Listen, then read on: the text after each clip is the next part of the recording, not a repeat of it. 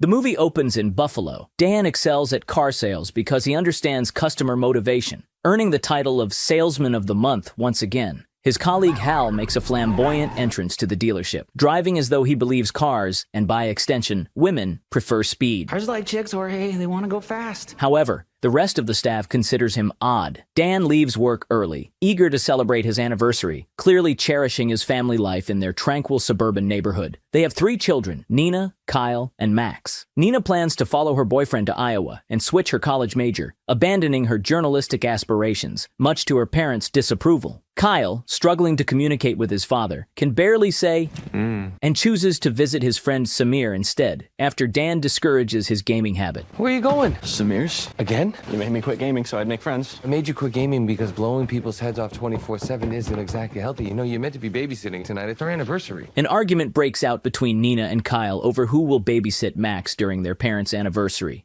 Dan intervenes, assigning Nina the babysitting duties and suggesting it might be beneficial for Kyle to spend some time outside the home. Nina agrees reluctantly, masking her frustration as she suspects Kyle's real intentions at Samir's. The guy rides to Samir's house and hands over $200 as a rent payment for his gaming setup in the garage. Unbeknownst to his family, Kyle has gained popularity as a streamer known as Killboy, renowned for his skill in shooting games. Dan and Jessica celebrate their anniversary each year by visiting a carnival. While waiting in line for a roller coaster, some young guys watching Killboy's stream are so captivated Oh man, Killboy is awesome. that they let Dan and Jessica go ahead. Dan enjoys spending time this way, but Jessica craves more excitement. I don't know, you're such a creature of habit. I love that about you. Oh, we have sex on Thursdays? After an exhilarating roller coaster ride, Dan promises to make their outings less predictable. During a tender moment as they kiss, someone snaps a photo without permission. Dan confronts the guy, asking him to delete it, but the young man mocks him and escalates the situation by posting the photo online and insulting them, calling Dan a loser. Jessica urges Dan to ignore it, but the provocateur spills his drink on Dan, taunting Jessica about being with a wimp. Dan, struggling to control his anger, walks away despite the disrespect.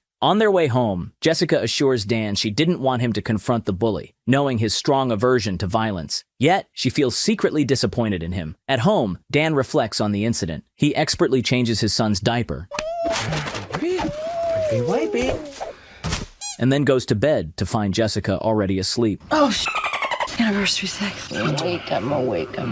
He mutters that he should have kicked that guy's ass, which makes Jessica laugh. Totally could have taken him, honey. Seeing her husband's disappointment, she apologizes for her reaction. The next day, Jessica vents her frustrations at a kickboxing class, where she strikes up a conversation with a woman named Gwen. While punching the heavy bag, she confides her troubles about their teenage daughter. Gwen reveals she is visiting Buffalo to see her ex. An accidental punch from Jessica lands squarely on Gwen's face, leading to an unexpected bond over smoothies. Jessica opens up about feeling trapped and frustrated with Dan's contentment with their mundane life. She reminisces about her earlier desires to travel and see the world. My husband, he's just so content being here. In Buffalo? Gwen, who turns out to be a travel agent, has to catch a flight, but leaves her business card with Jessica, offering a potential escape. While shopping with Max, Dan notices a suspicious man watching him, reacting swiftly when the man lunges at him.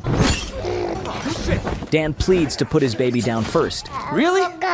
So, at least let me put my kid down. But the thug is unyielding. Even with Max in tow, Dan deftly neutralizes the assailant, surprising the onlookers. Driving home, Dan navigates the streets like another famous TV family man, drawing curious glances from his neighbors, who sense a change in him. At home, Dan uncovers a secret compartment filled with guns, outdated passports, and stacks of cash. Alarmed, he contacts Augie, a former associate, to arrange new identities for his family, revealing they are in danger. Augie informs Dan that his old boss McCaffrey has been scouring the earth for him. Fearing the photo posted online may have compromised his location, Dan offers $500,000 for new IDs and sets a meeting in Las Vegas in 3 days. Meet me in Vegas in 3 days. Vegas?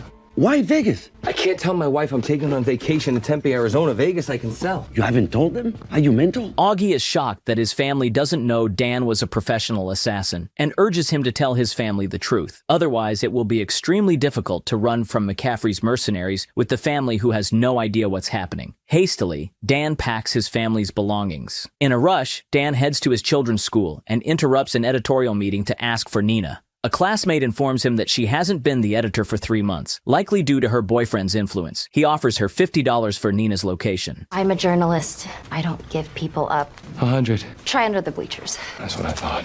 He finds Nina beneath the bleachers. Your dad's hot. Okay, Kelly, that's gross. Disappointed, he expresses his frustration over her abandoning her dreams of journalism. How could you do that? You work so hard to become editor. You don't even read my stuff. Of course I do. I always do. Yeah, bullshit. However, there's no time to dwell. They must pick up her brother from the chess club, where Dan is further dismayed to learn Kyle has also quit. They drive to Samir's house, where Dan discovers Kyle has been paying to stream in the garage. Dan informs his children that they are heading to Las Vegas and instructs them to show nothing but excitement about the trip to Jessica, or he'll reveal they've been lying all the time. At Jessica's workplace, Dan persuades her to embark on the spontaneous trip she's been craving. Confused about the sudden urgency, Jessica is initially hesitant, but Dan's insistence and salesmanship win her over. Who are you? I don't even recognize you. Oh, you're gonna love him. He's crazy and bad. Oh. Ooh, are you sure it's not Tuesday? Impressed by this new side of Dan, she agrees excitedly. As they prepare to leave, Dan spots a black SUV parking outside the hospital and urges Jessica to leave immediately. As they exit the parking lot, McCaffrey's men appear. As the bus passes through, Dan skillfully evades the pursuers, weaving stories to explain his abrupt driving. Despite a close chase, he continues to evade their pursuers, all while keeping his family oblivious to the danger. Sorry about that. Their lead foot? Like a squirrel or something jumped out in front of me. Realizing there's a tracker in his car, Dan quickly drives into his workplace, narrowly closing the gates on the pursuers. In a hurried attempt to disguise their actions, he lifts the car with his family still inside, claiming he needs to change the oil and check the coolant. Can we not be in the car for it? While under the car, he locates the tracker and manages to remove it just as the pursuers pass by, missing them entirely. Spotting Hal about to test drive a new car, Dan encourages him to push the speed and stealthily attaches the tracker to Hal's vehicle. Get her on the freeway. You open her up and you get a ticket, it's on me. The pursuers fall for the decoy. With 33 hours left until they reach Las Vegas, Dan's wife and kids busily tweet and post about their trip. To avoid detection, Dan collects everyone's phones, declaring it a device-free trip, which frustrates the kids. Yours too. They are unaware that he plans to dispose of the phones completely. Mine too, all of us, okay? Solidarity, bye! No way you just did that. Oh my God, What? Dad. I just freed our family from the shackles of technology just like that. You've lost your mind. Now, without phones, they rely on old-fashioned navigation. At the travel agency, the clerk is amused when he hears they don't have phones and pulls out dusty old maps. I'm gonna need a credit card. Dan hands him a stack of cash, asking him to book a room in a Las Vegas hotel. For the first time in a long while, the family genuinely bonds. Singing Vanilla Ice's Ice Ice Baby on the road, the parents and eventually the kids join in, What is Ice Ice Baby? creating a memorable family moment. Meanwhile, McCaffrey personally visits Dan's house. His tech guy discovers Kyle's identity as the popular streamer Killboy. McCaffrey orders all his men to locate and intercept the van. Be tough for him to switch cars without tipping off the family. What makes you think they don't know? They're still with him. During the stop, Nina shares her critical view of Kyle's gaming career, echoing her boyfriend's sentiments. Oh, good. Trevor's here. Do you even remember what your own personality's like? No. Kyle says he misses the old Nina with her own personality, who used to be cool. While they talk, a girl recognizes Kyle and asks for a photo with him. In a bathroom along the way, Dan rehearses his confession to Jessica about his past life as an assassin, unsure how to break the news. Afterward, he goes to pay for the rooms. On his way out, Dan notices Kyle talking to that girl, which impresses the father. He asks Nina why the girl took a selfie with Kyle and why she calls him Killboy. Hey, what was all this about? Upon learning that his son is a popular gamer and the girl is going to post those pictures online, he tells the family that all the rooms are booked and they have to keep going. McCaffrey enlists a local motorcycle gang to track Dan. As they close in on a bridge, Dan notices 3 bikers. His family, lulled into sleep by calming music he plays through their headphones, remains unaware as he prepares his silenced gun. He tries to shake off the pursuers, while his family bobbles their heads like bobblehead dog figures on a dashboard. His mirror is shot, but he manages to get rid of one, barely avoiding a crash. Only Max is awake, enjoying the activity. He even helps his father by handing him his milk as a weapon. Dan bumps the 3rd one, sending him flying. What was that? There's a little bit of a pothole there. Max, you see that? Hey, I was flying. After driving all night, Dan finally closes his eyes, but his family is awake, half a mile away from the college Nina wants to attend. She argues her way into visiting it. Jessica isn't keen on going to the college just to see Nina's boyfriend. We are not going to stop and see Trevor. Actually, meant that I wanted to see campus. Oh, But whatever. right, because you're really interested in seeing the facilities. Yeah, actually, I am. Are you serious? Eventually, they visit the college, and the place is gorgeous, bustling with festivities. Dan tells Jessica that if they want Nina to listen to them, they should start listening to her first. So Jessica decides to show Nina what college life is really about. Mistaking her for a student from behind, one student offers Jessica a beer from a keg. Hey, sexy, you want me to show you how to do a keg stand? Oh, ew. Sorry, I didn't realize you were a mom. She recalls her athletic college days and decides to show off her keg stand skills, Bear me! impressing even Nina. Don't you ever try anything like that. That was awesome, actually. Beer me? The main reason Nina wanted to visit the campus was because her boyfriend, Trevor, attends this college. Kyle tells Nina. You guys don't get Trevor. We get Trevor. We don't like Trevor. Why? Ever since you've been dating him, you've been like a completely different person. Plus, he treats you like shit. You deserve more. During a campus tour, Dan admits that he's impressed by her performance. She excitedly wonders what her life would be like if she hadn't abandoned her sports career. Especially that cake stand when it was so freaking hot. Yeah? Did you ever have sex on a pole vault, Matt?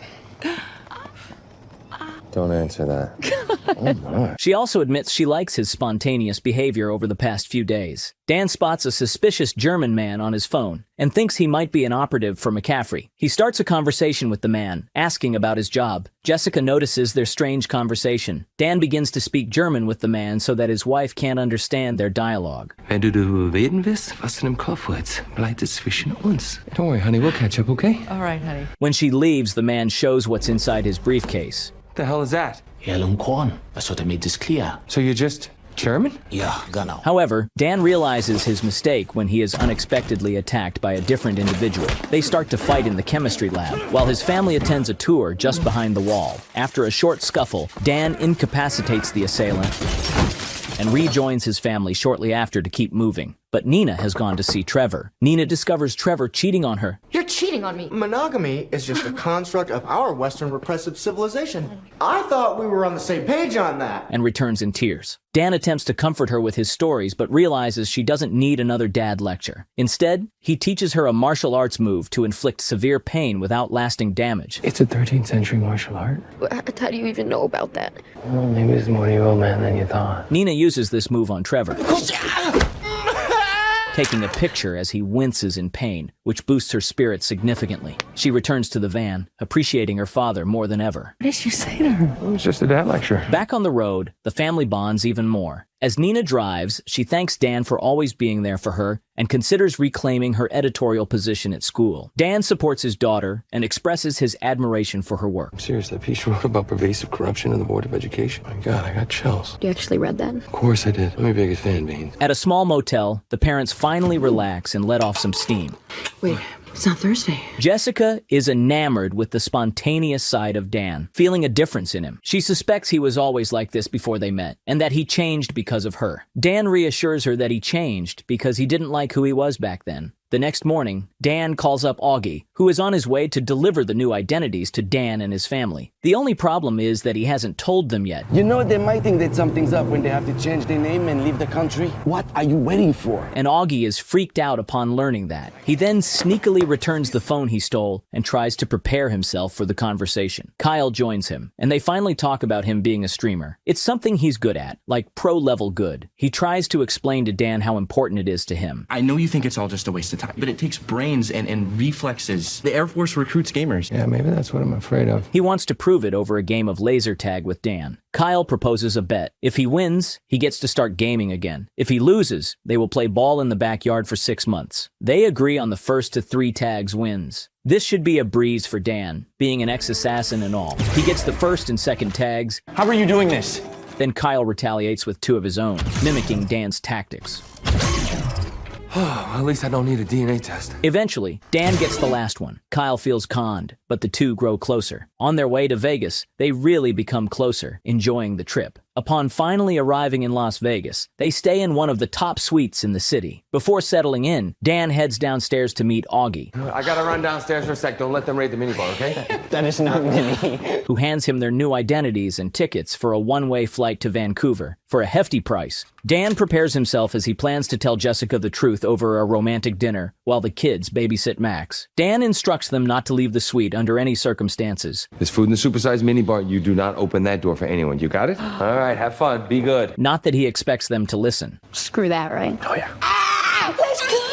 McCaffrey's men are already aware of Dan's location. Being a popular gamer, Kyle suggests visiting the HyperX gaming arena. Nina doesn't want to go to a place full of Kyles, but she has no other options. I think it's just down here. You're gonna love it. I already hate it. In the arena, he meets another popular gamer, Ran. Ran admits he has seen Kyle's streams and offers him a chance to meet Valkyrie and others. Ran gets to know Nina better and decides not to participate in the tournament. So is this your... Oh God. No, I found him. Just over there. Valkyrie asks Kyle to take his place and join her team for the Counter-Strike finals. However, McCaffrey's people are also on their tail. As Nina gets comfortable with Ran, he admits that Valkyrie's team stands no chance. But when all her teammates are eliminated, Kyle single-handedly decimates the enemy team. Yes! Dan tries to tell Jessica the truth in a French restaurant, but is interrupted constantly. He starts reprimanding the waiter in French for the interruptions. What I was saying. Voulez-vous de poivre? Je ne veux pas de poivre. Je veux être seul avec mes femmes. Oh, I don't actually speak French. They just teach us enough to sound fancy. Putain. Jessica is astonished that her husband knows 2 foreign languages, something she was unaware of before. Lacking the courage to reveal the truth about his past life, he begins to explain it in French. Not understanding the meaning, Jessica finds his speech very melodic and sexy. He decides to postpone his confession a bit longer and go gambling with Jess. After a while, he decides to check up on the kids, but his call goes unanswered, so they head back upstairs. At the suite, Jessica is momentarily deceived by dummies set up to look like the kids sleeping, setting Dan's mind at ease. Jessica goes to freshen up while an ominous silhouette appears in the background. She sets up a romantic atmosphere with music and love mist. Love mist. Jess! Thanks to the mist, Dan notices laser sights and dodges the bullets. He grabs a bottle of Flecha Azul tequila, where Mark Wahlberg is the biggest investor. Flecha Azul, fool, I told you! Throws the bottle. Flecha Azul, fool, I told you! And shoots it, setting the assailants on fire and neutralizing them. However, Jessica is taken hostage. Dan puts down his gun, but subtly grabs a knife. When the assailant calls Dan by the name Sean, the grim reality hits Jessica. The assailant starts talking about his plans. And then I'm gonna have my associate at HyperX kill your kids. Dan neutralizes him as well, but the shock causes Jessica to vomit. Oh, that's normal, honey. Everybody barfs the first time. She then runs to the kids but finds the dummies. Remembering the assailant's mention of HyperX, she knows where to find them. Shut up! I don't want to hear it. I don't even want to look at you. I just want to find my kids. They don't have their goddamn phones because you threw them away! At the gaming arena, just as Kyle ends his game with 30 kills, Dan and Jessica arrive and pick them up. Dan finally reveals the truth. Because my former coworkers are trying to kill us. From Planet Car Deals? I'm not kidding around. Ask Max. Before I met your mom, I was a covert assassin. I escaped that life, and now they found us. That you are like the biggest wimp on the planet. However, the kids don't believe it until they are shot at. Taking cover behind a car, Dan neutralizes the mercenary. Now it's Kyle's turn to vomit. Oh, it's okay, honey. Everyone barfs the first time. In the aftermath, as they take cover, Dan discloses the full extent of his past, including his role as one of McCaffrey's mercenaries responsible for 43 deaths. Kyle calls Dan a hypocrite because he banned him from gaming due to fake violence, yet he's an assassin. They now understand why Dan never wanted to leave the city and is so against social media. He hands them their new identities. Nina is now Molly Anderson. Molly Anderson? At least you got a real name. I'm Van. I'm a vehicle. After 18 years of lies, the family refuses to accept him. Jessica decides to leave him and will take responsibility for the kids. There's a stranger named Sean. Archibald Anderson. Oh, damn it, Augie. She calls Gwen, asking for help, while Dan is left to guard outside until the very morning. Despite Dan trying to explain that it's not safe and McCaffrey will come after them, Jessica just tells him to make it safe and stay away from them. When Jessica arrives, she is amazed to see Gwen waiting for her in a private jet. What are you doing here? I wasn't expecting all this. I was on a layover nearby and I thought, I'll just come get you myself. On the jet, Gwen tells Jessica about her ex in Buffalo. They were together for years, and he left her to marry another woman. You met her? her? I had to. He created this whole life with this woman. I needed to see what she had that I didn't. What did you do? I did what I do best. I got in close. I won her trust, and then I just waited patiently for her to walk into my trap. Jessica realizes she's talking about her. She tries to flee, but McCaffrey is already there. McCaffrey gives Dan a call, showing that his family is in captivity. He arranges a meeting in an abandoned hotel. McCaffrey's henchmen are all over the place. Hello, old friend. He brought you in for this, huh, Spiros? He brought everybody. Dan is flattered. Arriving at the penthouse, McCaffrey asks for a sarcastic hug. It turns out he's Dan's father.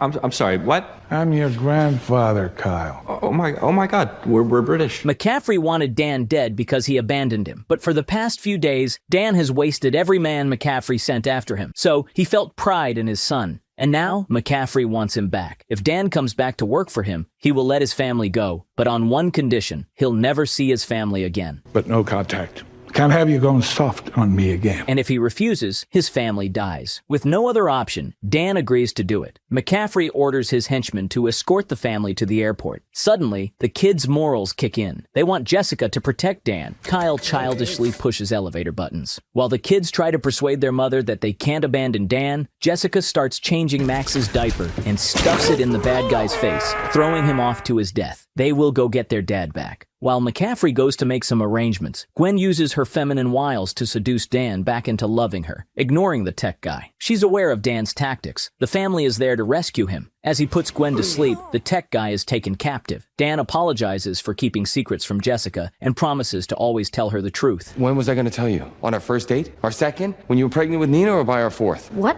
Do the math, Nina. He wants to be her husband and a loving father. Meanwhile, McCaffrey notices that something is wrong. By the way, the tech guy is Kyle's fan. Kyle tries out the drone, and it turns out Dan is really good with technology. You're not anti-technology, you're awesome. The henchmen are coming. He tells his family to go to the roof, and he will deal with them. Kyle will be his eyes and ears. Kyle uses the drone to spot McCaffrey's men and relays information to Dan, who, despite the numbers, skillfully deals with them. McCaffrey notices that the drone is aiding Dan and wakes Gwen up to find the family. Dan tells his dad to call it off. Call it off now! But he doesn't listen, and despite 10 guys shooting with automatic rifles, no one manages to hit Dan. Noticing the elevator going up, Jessica hides the kids and shoots as the elevator arrives, but Gwen just chilled on the left. Gwen taunts Jessica, knowing that she has an advantage in hand-to-hand combat, not taking her seriously. You think you can beat me because you took some kickboxing classes? You know I do this for a living, right? With solid cons still, Kyle says there are 9 guys left. Dan knocks them out one by one, making McCaffrey proud. He finally shoots down the drone. Meanwhile, in the prolonged catfight, Gwen comes out victorious, burying Jessica under a pile of rubble. McCaffrey knocks Dan down and has a clear shot at him, but he has to yap about how family has made him weak. Meanwhile, Gwen corners the kids, and that gives Jessica the strength to lift up the debris, but she is still thrown around like a sack of potatoes. Dan manages to remove the bullets from McCaffrey's gun, so they resort to hand-to-hand combat. Being an ex-decathlete, Jessica picks up a bamboo stick and attempts an athletic jump, but fails miserably. Gwen thinks it's funny when Jessica tries again, but this time, Jessica throws it like a spear. There's 9 other events, bitch! McCaffrey beats Dan in the fight and grabs a gun to finish him off. But then the family comes in, and Nina tells McCaffrey that she's happy to find her grandpa and suggests they could become a normal family. When I look at you, I don't just see a cold-blooded killer. I see my grandpa. If you think this little speech is going to win me over, Honestly, I was just hoping it would buy him enough time to do this. This distraction gives Dan a chance to act. The family reunites and the police arrive. 6 months later, Nina becomes a famous journalist by making a report about McCaffrey's assassin group. Dan starts a company teaching security guards and hires Augie. Jessica becomes a coach, and Kyle continues making videos online. The family gets ready for a big trip, packing up an RV to take Nina to Stanford. In line with their new tradition, they give up their phones. And yes, guys, I know Kyle was playing Valorant. I intentionally called it Counter-Strike, just to see how many people would comment on it. If you enjoyed this recap, please give it a thumbs up and make sure to subscribe to my channel.